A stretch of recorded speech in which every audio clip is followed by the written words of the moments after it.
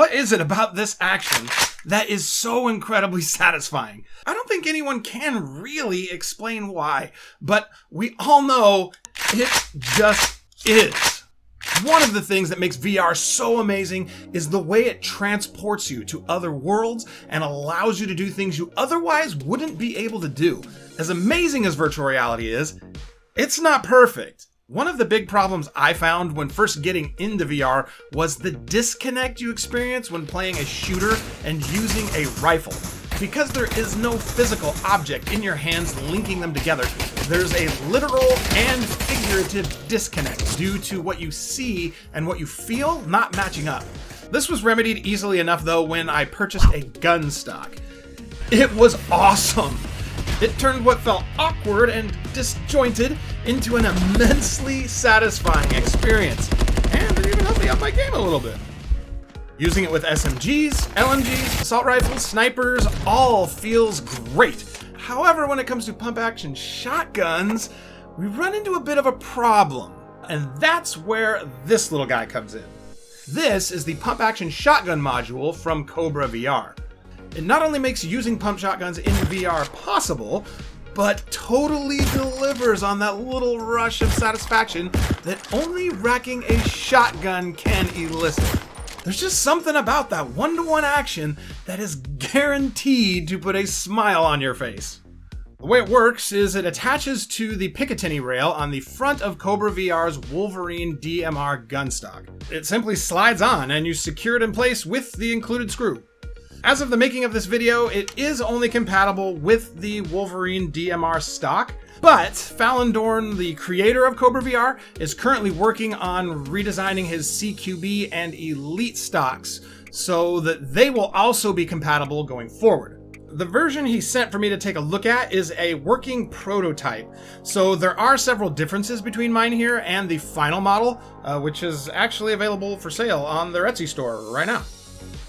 One problem this module introduces is it places the front grip too far out in front if you leave the DMR in its stock configuration for some guns in some games. Thanks to the modular design of Kobra VR's Wolverine stocks though, you can remove the magwell portion of the stock and slide the barrel all the way back, which makes the stock the perfect length for most any rifle as well as the majority of SMGs. On my prototype model, this leaves a gap between the barrel and the controller dock here, but the final version has a trigger guard spacer piece that fits in this gap to give the stock a nice, clean, finished aesthetic. The one other difference is the front grip on my sample here is secured to the slide mechanism with some bolts. However, the final version has a Picatinny piece mounted here that your DMR front grip can then attach onto. One other gripe I have about this module is it is kinda heavy and adds some weight on the front of what is otherwise a very lightweight stock. This is only a very minor gripe though. It's not ridiculously heavy or anything, so it doesn't prevent you from using pistols or even throwing grenades and stuff. This is a pretty niche accessory in my opinion, because most of the time when playing VR shooters, you're going to be using an assault rifle or a submachine gun, so you're just going to leave this thing locked off.